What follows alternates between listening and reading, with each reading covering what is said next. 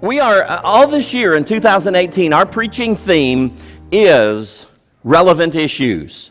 And so we started on Mother's Day, and we're going to continue until Father's Day, which is a week after next.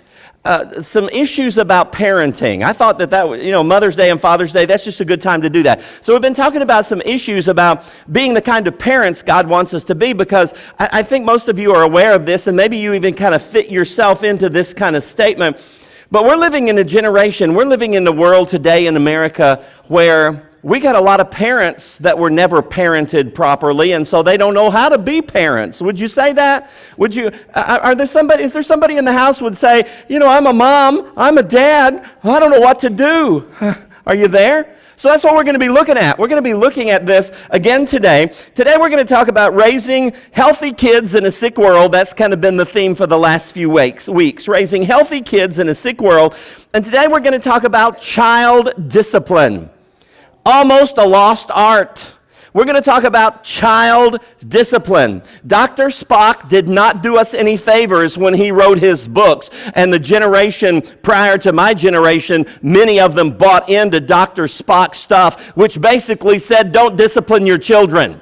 You don't discipline your children because if you do, you might squelch their personality. Somehow you might warp them if you discipline them. I want to tell you this. My mother warped me good when I was growing up. That's why I turned out like I did. You know what I mean?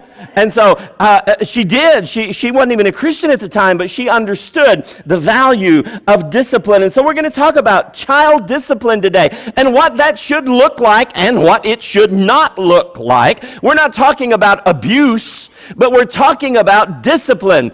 Discipline is the attempt to change the behavior of an individual. That's what it's all about.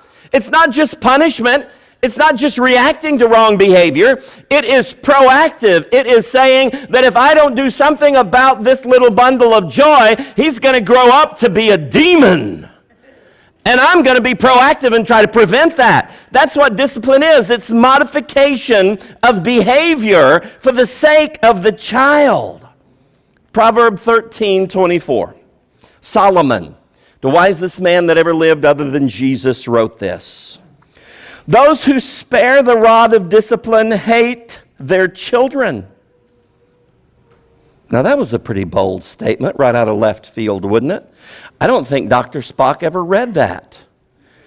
Those who spare the rod of discipline hate their children.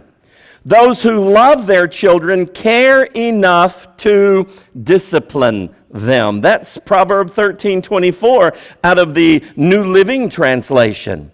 Those who love their children care enough to discipline them.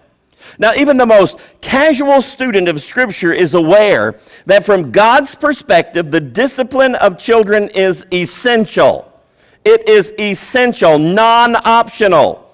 He inspired Solomon to write such statements as these. Proverbs 19:18. Discipline your children while there is hope, otherwise you will ruin their lives. Isn't that profound? Discipline your children while there is hope, otherwise you will ruin their lives. Here's another one out of Proverbs 22:15. Folly. That's just an old English word for foolishness. Folly is bound up in the heart of a child, but the rod of discipline will drive it far away. I love that verse. Listen to me. Every child, including many adult children, every child has a propensity toward foolish behavior. Is that not right? Folly is bound up in the heart of the child. And if we are going to get that out of our child, what does this verse say it takes? The rod of discipline will drive it far away. The reason that many young adults are so foolish today is because they didn't get proper discipline when they were children, and the foolishness hasn't been driven from them. It's still a part of who they are. And so then God takes over. And God begins to discipline them as adults. And you know what the purpose of God's discipline of us is? It's the same thing, to drive foolishness away from us, to modify our behavior so that we become more and more the kind of people that He knows we need to be. Here's another one. It's in Proverbs 23, verses 13 and 14. Do not withhold discipline from a child. If you punish them with the rod, they will not die. Get that? If you punish them, if you tear up their backside, it ain't going to kill them. Punish them with a rod, he says. Discipline them. Don't withhold that discipline. If you punish them with a rod, they will not die. Punish them with a rod and save them from death. How many people do you know that did something foolish because they were never disciplined when they were children, and as a result of that, they are dead today? Do you know folks like that? That's what this is about. That's what this discipline is about. The biblical goal of child discipline is to gradually transform our children into adults who are able to function according to God's design for their lives, independently of their parents' authority, and yet totally submitted to God's authority. I want you to get that. That's a big, long, drawn-out definition that says this: the system of discipline that we set up in our home should prepare our children for a godly life outside our homes. That ought to be your goal. Your goal ought to be that I devise a strategy for disciplining my children that's going to transform them from foolish children into adults who are fully submitted to the authority of God even when I'm not there. That's the idea. So that when I send them out of my home, and I'm not going to be there 24/7 looking after them and watching them, they know how to live for God. They know how to have the best possible kind of life. That is what our discipline strategy should be composed of. But unfortunately, many parents today don't understand that, and they don't even have a strategy. They just kind of wing it. They just kind of shoot from the hip. They are reactionary rather than proactive in their parenting. You know what the difference between proactive and reactive is? Proactive is when you say, I know this kid's eventually going to do this, and I'm going to start working on it before he ever does it, so maybe he won't do it. Reactive says that I wait until he does it, and then I just blow like Mount St. Helens, or what's this one in Hawaii that just blew?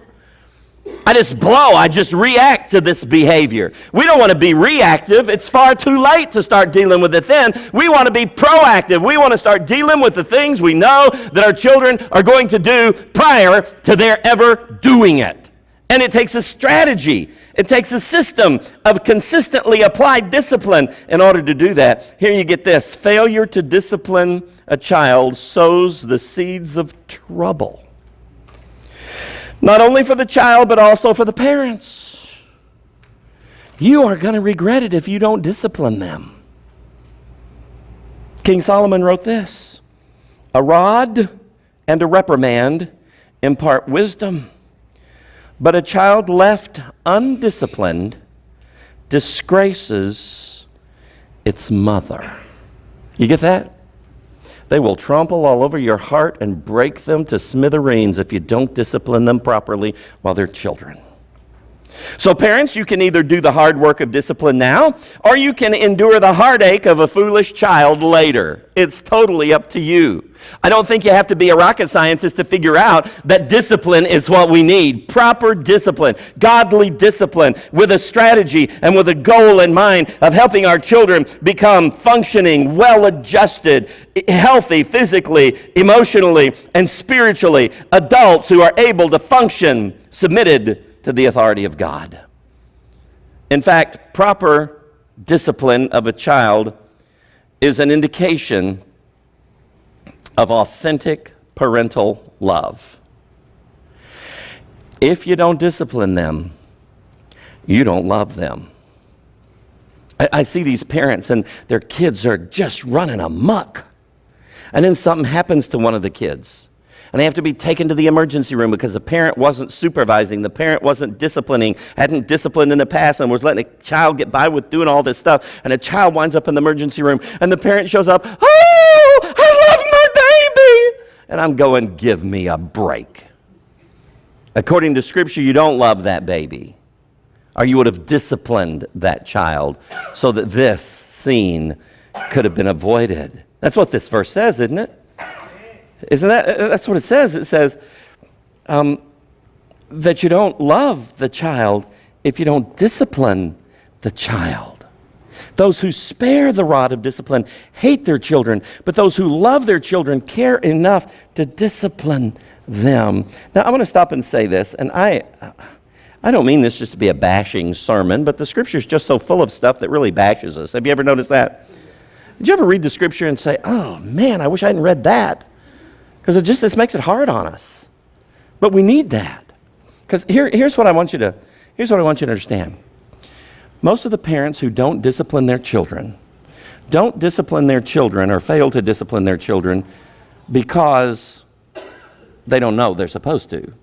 Most parents know they need to discipline their children, but here's a fact. Here's a fact that I've noticed. Consistently disciplining your children is hard work. And many, many parents are too lazy to do it. You get that? Too lazy to do it. Mom would rather be piled up on the couch watching soap operas than discipline those children. Dad would rather be sitting out on a front porch smoking something than disciplining those children. They are just too lazy to do it because bringing up a family is hard work. You got to get that. You got to understand that. In fact, this, like I said, this proper discipline of a child is an indication that you really love the child. God inspired Solomon to write it in that verse. Those who spare the rod of discipline hate their children. Those who love their children care enough to discipline them. So don't tell me that you love your children if you don't discipline them, because God says you don't love them. In fact, He says if you don't discipline them, as far as He is concerned, you actually hate them. And so we need to look at that. Here's another one. Proper discipline requires training. Proper discipline requires training. For discipline to be effective, training is essential, because that's what discipline really is. It's training in proper behavior. That's what it really is. And that's why King Solomon wrote, train up a child. This is in Proverbs 22:6. Train up a child in the way he should go, and when he is old, he will not depart from it. Train him up in the right path, and he'll stay on that path. But it's all a matter of the training. Unfortunately, many parents in our day don't seem to know what training their children looks like. And so I want us to examine from a biblical perspective what Solomon meant when he said, train up a child. Train up a child. You get this? Train up a child. You say, training? It sounds like he's an animal. If you don't train him, he'll act like one. Training. So let's look at this. Training children requires clarity. It requires clarity. You see, training children requires that rules be clearly and specifically stated. You can't just assume that they know what you want them to do. You've got to tell them what the rules are, and you've got to state the rules specifically. Because if you don't, they won't get it. Remember, they're children. God modeled this approach to training when He gave His children the 10 Commandments. Let's look at those 10 Commandments, starting in Exodus chapter 20, verse 3, and going all the way down to verse 17. I'm going to read you some excerpts of the 10 Commandments. You shall have no other gods before me. Does that leave any doubt for what God wanted there? Is that pretty clear? Then look at the next one. You shall not make for yourself any image in the form of anything. Is that pretty clear? You know why He said it like that? If He said, don't make yourself any image, we would say, well, He meant don't make yourself any image of these things, but it's okay if we do these things. So He didn't leave any doubt, did He? Don't make yourself any image in the form of anything. He was very, very clear and very, very specific. You shall not misuse the name of the Lord your God. Don't misuse it. Don't use it in any way that He has forbidden us to use it. Don't use it in any way that is dishonoring to it. Don't use it in any way that makes it common, that makes it kind of flippant. Don't use it like that. Then look, remember the Sabbath day by keeping it holy. Another one there. Remember the Sabbath day. And I don't have time to preach all that I need to say about that, but it's the Sabbath day. It's not Sunday, it's Saturday, and there's a whole story there. But let's go ahead. Honor your father and your mother. Is that pretty clear? Honor them. Don't do anything that would bring dishonor to them. And then look at the next one. You shall not murder. Isn't that pretty clear? Murder is the termination of human life without the due process of law. That's murder. And what does he say? Don't do it. That's pretty clear. And then here's another one. You shall not give false testimony. I don't know if you know this. If your kids are over there where Miss Jenny is, guess what their lesson is today? It's this. Basically, that means don't lie. Don't lie in a court of law specifically, but just don't lie. And she's going to be teaching them about the value of honesty today. And so then look at the next one. You shall not covet. You shall not covet. What does that mean? That means don't desire what somebody else has. You know why he says don't do that? Don't kind of start focusing on what they have, and then before you know it, you start wanting what they have, and you become jealous and envious of what they have. And if you let that go far enough, you know what you'll do? You'll steal what they have. And so he says to safeguard you from that, don't even be looking at their stuff and wanting it. Don't covet. I mean, he's pretty clear about this. So when you establish rules for your children, you need to follow God's example when he gives us rules for his children. We need to tell them exactly what you expect and when you expect it. Have you ever had this with your teenagers? You tell them what you want them to do. You're mad. You go through great lengths to explain to them exactly what you want done. But you didn't tell them you wanted it done right now. And 3 days later, it still ain't done. And then you get all on your high horse again. Yeah, I told you to remember. And they say, well, I didn't know you wanted it done today. What are we always doing as fallen human beings? We do this, don't we? As adults, we're always looking for a loophole. Don't our children do the same thing? So you got to be very specific. You got to have some clarity when you're talking to them about the rules. Don't speak in vague generalities and then hit the ceiling when your children don't meet your unspoken expectations. How confused must they be if you haven't been clear about the rules and then you go into orbit because they broke a rule that has never been really made clear to them? How confused must they be? So clarity, that's important. Here's another one, obedience. Obedience, I'm amazed. Miss Jenny tells me that she is amazed when she teaches children over in children's church and she uses the word obedience. She is amazed at how many children do not know what that means. You know what that tells me? Mama and Daddy ain't doing a very good job at home if kids don't know what it means to obey. You get that? Obey. Obedience is essential. Training children requires a set of rules to be obeyed, not just rules for rules' sake. Paul wrote this in Colossians 3:20, children, obey your parents in everything, for this pleases the Lord. He also wrote, children, this is Ephesians 6:1, children, obey your parents in the Lord, for this is right.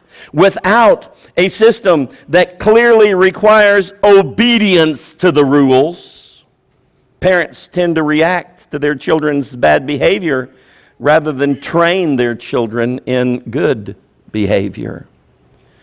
Obedience, the way you train a child in obedience is you clearly state the rules and then you explain to the child that you must follow the rules. You've got to stay inside the boundaries. You must do this. You cannot do this. And if you break the rule, this will be the consequences. And if you obey the rules, this will be the reward. And so the whole concept of obedience is the concept of following the rules.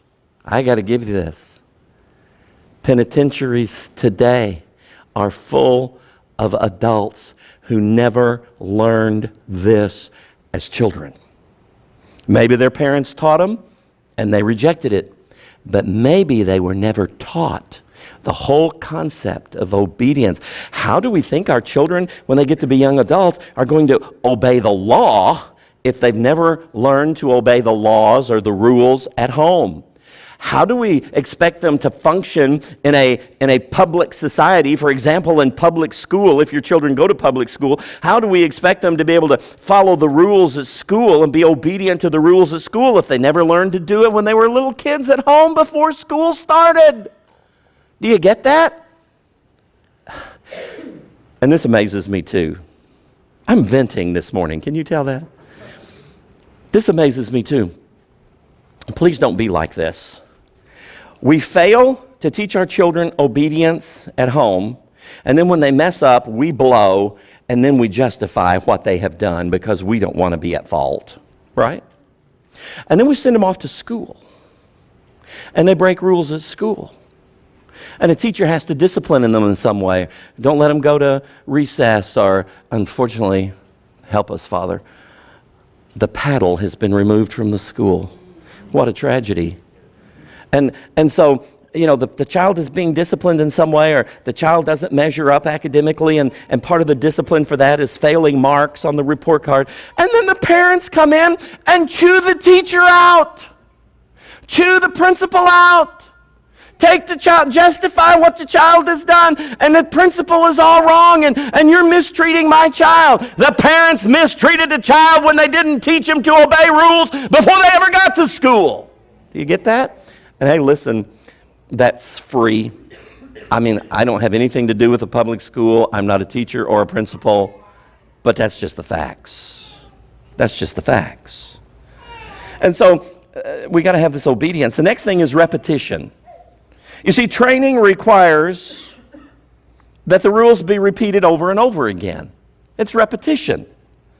And God models this approach in training His children. He says many of the same things in His Word over and over and over again. Did you ever notice that? Read through the Proverbs and read through the Psalms.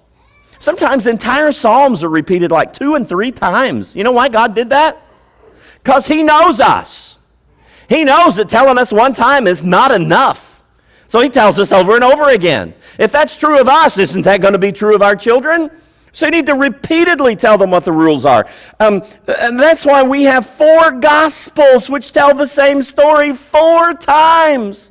That's why also in the Old Testament we have the book of Leviticus, which is the law of the priest. And then we have the book of Deuteronomy, which is the second statement of the law. Did you ever read Leviticus and then read Deuteronomy? You skipped over that, didn't you? It's hard reading, isn't it? Contagious skin diseases and all that good stuff that's in there. Why did God state it twice? He knew they wouldn't get it if He just told them once. And so we got Leviticus, and then we got the same thing repeated over again in Deuteronomy. So you see, children tend to forget quickly, and therefore rules must be repeated over and over and over again. Here's another one. Modeled. Training children requires that rules be visibly modeled. God models this approach in training His children. That's why we have the incarnation of Jesus. That's why God became flesh in the form of Jesus of Nazareth. God became a human being so His children could watch Him live out His own rules. Did you ever stop to think about that? God gave us all these rules, but we couldn't see God living them out.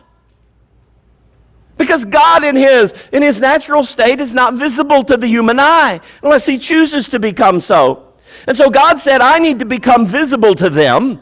I need to become a creature that they can see, and I will live out my own rules, and they can watch me do it. And that's in part why we have Jesus and why we have His story recorded 4 times for us in the New Testament. Matthew, Mark, Luke, and John. It's got to be modeled. It's got to be modeled. John wrote this. John chapter 1, verse 4, and then down in verse number 14. In the beginning was the Word, and the Word was with God, and the Word was God. And the Word became flesh and made His dwelling among us. Here it is. And we have seen His glory. The glory of the one and only Son, who came from the Father, full of grace and truth. God became human so we could see His grace and we could see his truth. We could see him doing everything that he tells us he wants us to do. He modeled it for us. But let's talk just a minute about the first section of those verses that I just read. In the beginning was the Word, and the Word was with God, and the Word was God. The Word became flesh and made his dwelling among us. You know what that whole idea of the Word is? In ancient Israel, they had such a high regard for God and for the use of his name, because one of those 10 commandments was, don't misuse the name of the Lord your God. They didn't want to even take a chance of misusing his name. And they carried that to such an extreme that they didn't even want to say his name. And so for generations, they never pronounced his name. And that created a little problem. Because you see, in the Hebrew language, when you write the Hebrew language, you only write the consonants. You don't write the vowels. And so, as they went along, they knew the pronunciation of those consonants, because by hearing those words spoken generation after generation, they knew where the vowels went in, but they didn't write the vowels. Well, if you don't say a word for 2 or 3 generations, guess what happens? Nobody knows what vowels went in there anymore. Are you aware of that? Are you aware that that's why the Old Testament name for God, the most often used name for God in the Old Testament, some people say Jehovah, some people say Yahweh, some people say Yeshua. 3 or 4 different ways to pronounce that same Hebrew word in the Old Testament. You know why there's different ways to pronounce it? All of them could be correct depending on where you put the vowels. They didn't know how to pronounce it anymore, because when they were reading along in those Old Testament scriptures, unrolled the scroll in the synagogues and began to read those scriptures, and they came to the name of God because they didn't want to take a chance of misusing it. They would come to his name and they would just say, the Word. Oh, there's that word that represents the name of God. And so they'd be reading along and they would just say, there it is, the Word. They wouldn't pronounce it. After 3 or 4 generations, nobody knew how to pronounce it. And John was writing his gospel peculiarly to get the Jesus story into the minds of Jewish people. So he put it in their vernacular. He said, in the beginning was, well, he wouldn't write Jehovah or say Jehovah, Yeshua. He wouldn't say it. He said, in the beginning was the Word. And the Word was God. And the Word was with God, and the Word, this God of the Old Testament, became flesh, and we could see him living out his own rules before our very eyes. Isn't that incredible? That's just an incredible genius kind of statement made by John to get the Jesus story into the vernacular of first century Jews. The author of the book of Hebrews wrote this, Hebrews chapter 4, verses 14 and 15. Jesus, the Son of God, has been tempted in every way, just as we are, yet he did not sin. What does that mean? He never broke the rules. God became human flesh in the form of Jesus, the Son of God. He was God's Son biologically. He was God internally, because in him dwelt all the fullness of the Godhead bodily. He was God on the inside. He was the Son of God physically on the outside. And they said, we could see him. He was tempted just like we are. But what? He never broke the rules. See, God became human so we could watch him keep the rules. Our children need to see us obeying the rules. Do you get that? Don't tell your children you can't do this and then you do it. Don't tell them you can't watch these TV programs and then you send them to bed and you watch it, because they're at the door listening. They know what you're watching. Okay? You say, but they're children. This is adult TV. The devil has passed a good lie off on you with that one. If it ain't fit for your children to watch, it ain't fit for you to watch. If it will corrupt them, it will corrupt you. You get that? If they don't need to be watching it, you don't need to be watching it. Is that pretty simple? They need to see you obeying the same set of rules that you have given them. So there's modeling. And then consequences. Training children requires the consistent imposition of consequences when rules are broken. Key word there is consistent. You see, God models this approach in training his children. The author of the book of Hebrews wrote this, Hebrews chapter 12, verses 6 and 7, the Lord disciplines those he loves, and he punishes each one he accepts as his child. As you endure this divine discipline, remember that God is treating you as his own children.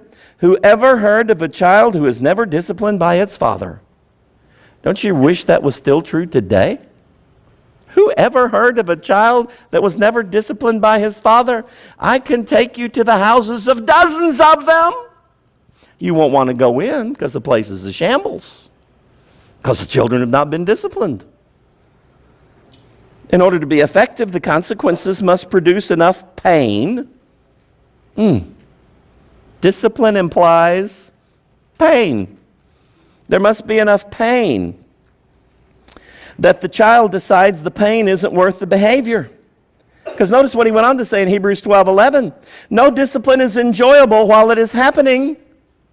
How many of you could testify about that? If you grew up in the generation when your parents actually disciplined. I tell you, I did not want to be disciplined by my dad.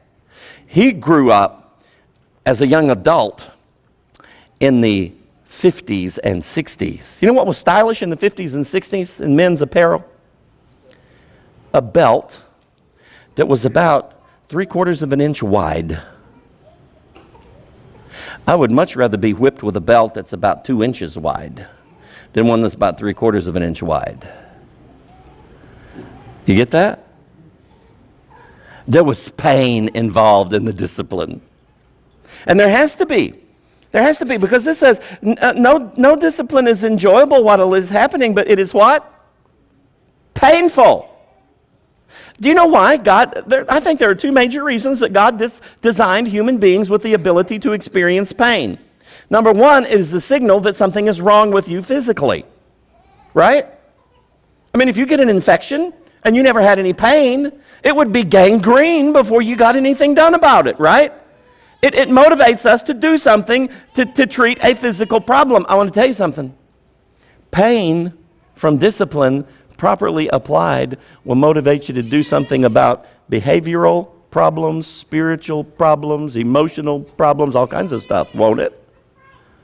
That's why God designed us with the ability to experience pain. No discipline is enjoyable. What is happening? It's painful. But afterward, there will be a peaceful harvest of right living for those who are trained in this way. What does that mean? It means training involves enough discipline that creates enough pain that you decide, I think I'll do this rather than this next time. That's what it is. That's training. Here's another one. I wanted to tell you this too. When it comes to child discipline, the old adage is true. No pain, no gain. We think that's about exercise. That also applies to child discipline. Here's rewards. Rewards. Training children requires a system of consistently rewarding obedience. If all we ever do is dole out consequences and we never reward our children when they obey, then we're going to create unbalanced children. God models this approach in training his children. Jesus said to his disciples in Luke 6:35, love your enemies, do good to them, lend to them without expecting to get anything back. Then your reward will be great. What does God say there? Follow the rules, and what happens? You get rewarded. You'll get a big reward. In other words, Jesus said it, follow the rules and I'll reward you. It's crucially important for us as parents to follow through with the rewards that have been promised. If you promise a reward for following the rules and then you don't follow through with the reward, your children will not trust you. And you're in a dangerous situation if you get to the place where your children don't trust you. Because if they don't trust you, they will be looking for someone else they can trust, and the devil will have somebody ready. You get that? So you do need to have consequences for violation of the rules, but you need to have rewards for obedience to the rules, and don't promise a reward bigger than you can deliver on. It's important that you get that. Here's another one, responsibility. Responsibility. Training children requires gradually entrusting them with more and more responsibility. God models this approach in training His children. Okay? Gradually, as they're growing up, give them more and more responsibility and see how they handle it. When they can handle this responsibility, then give them a little bigger responsibility. When they demonstrate that they can handle this responsibility, then give them a little bigger responsibility. And they're going to come along, and you're going to give them a responsibility, and they're not going to handle it well. They're going to blow it. Just brace yourself. That's going to happen. And then they're going to come to you, and they're going to ask to get to do something that requires even more responsibility on their part. And then you know what you need to tell them? No. When you learn to do this well, then we'll talk about you being able to do this. Get that? If you can't play at the next door neighbor's house without misbehaving, why would I let you go to the mall? You get that? I love my wife. Our boys were growing up, and they would come and ask her to do something outrageous. And she would say, "Let me pray about that." He said no. I mean, just in the next breath. He said no. Why? Because you didn't. And she would go back to that level of responsibility that they were at, and they weren't even doing well at that, and so she wasn't going to give them a bigger responsibility. Do you see how you gradually let out the boundaries, gradually let the line out, gradually give them more responsibility? You don't just throw it all on them at once, and you don't keep them like caged animals all the time they're growing up, and then they get 16 years old, and you hand them the car keys? Give me a break. When he's 14, if he hasn't learned to be responsible with these things, he ain't getting the car keys. He ain't getting the driver's permit. He ain't leaving his room. I mean, you understand what I'm saying? It's got to be gradual. And so, those responsibilities, Jesus said this. He told this story, and in this story, look what God said to an obedient child. It's in Matthew chapter 25, verse number 21. This guy had been obedient. He had done what he was supposed to do. He had kept the rules. And God said, "Well done, good and faithful servant. You have been faithful with a few things. I gave you responsibility over this little bit, and you did good. I will put you in charge of many things." What was he saying? You take care of these responsibilities well, and I'll give you more responsibilities. That is a child-raising, child-discipline principle right there in Scripture. Additional responsibilities and the privileges that go along with them must be earned by our children by being faithful with smaller responsibilities. Get that? You dispense responsibility based on the level of trust. When they demonstrate that you can trust them with these responsibilities, then you give them bigger responsibilities. When they demonstrate that you can trust them with those responsibilities, then you give them bigger responsibilities. How many of you had this? You were telling your children they couldn't do something, and they said, "You don't trust me." Did you ever have that? "You don't trust me." When my kids told me that, I said, "You are absolutely right." That knocked the legs out from under them. You know? And I'd say, "Let me explain to you why I don't trust you enough to let you do this. Because when I let you do this, you blew it." You get that? And then I would say, "Remember, trust is earned." And if responsibilities are dispensed on the basis of trust, then responsibilities and the privileges that go along with them are earned. Get that? And then they would try this famous line, and your kids will do this too.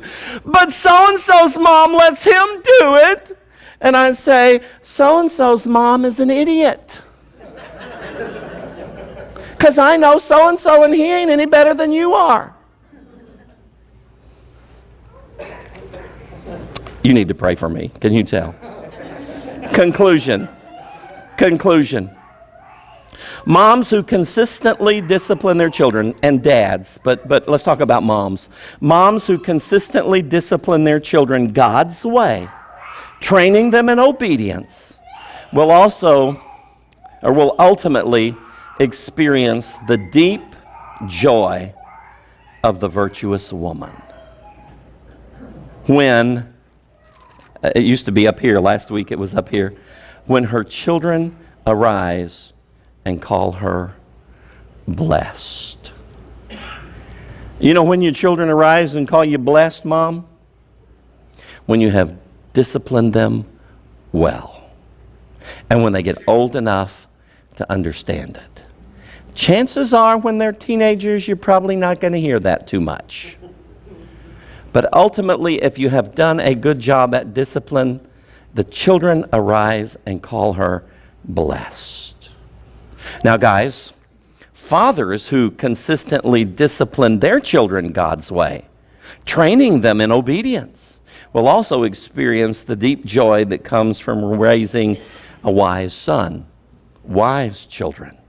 Solomon wrote, "A wise son brings joy to his father." That's Proverbs 10:1.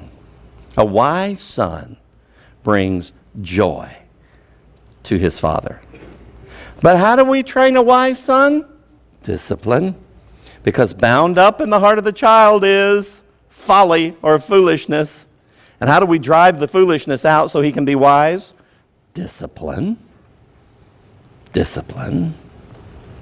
And so since we're finishing here today with this idea that a wise son brings joy to his father, and we've talked about folly or foolishness being bound in the heart of a child, and we've said that some children never learn wisdom because they're never properly disciplined, and as a result of that, they grow up to be fools.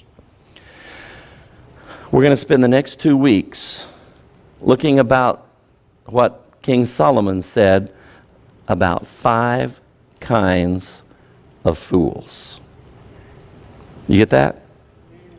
5 kinds of fools. You need to know this. Because you are living with people around you, many of whom are fools, but they're not all the same kind of fool. And if you want to be a blessing to them, if you want to really penetrate their lives and really help them to learn wisdom rather than continue on in their foolishness, the Bible tells us that there are 5 kinds of fools, and it tells us what we got to do with each kind of fool in order to help them become wise. You get that? So I would say as a pastor, I need to know that, right? And I would say, you folks over at Freedom House, you know, if you're on staff as you work your way through Freedom House, don't you need to know that? Aren't there some folks that are going to come through that are not wise? And don't you think that we need to know the 5 kinds of fools and how to deal with each one? And those of you that are out here in the workplace, especially if you're in any kind of administrative or management position where you're having to deal with other people, wouldn't it be good if you could look at those employees and say, oh man, this is the kind of fool he is, this is how we need to deal with him? You get that? I mean, it's all around us in life. And so for the next 2 weeks, we're going to talk about 5 kinds of fools. We'll talk about 3 of them one week and 2 of them the next week, so that we can begin to see how we need to minister to people who never learned wisdom when they were being disciplined. Let me ask you this. How many of you right now, just by me mentioning the idea that there are people around us who are fools, how many of you right now, just this face flashed across the gallery of your mind when you think about somebody who's a fool? Are you with me on that? Yeah. That's pretty relevant, isn't it? I mean, hands going up all over the place. That's pretty relevant. And we, as the church, if we're going to help these people, we got to know something about how to help them, right? 2 weeks, that's what we're going to be doing.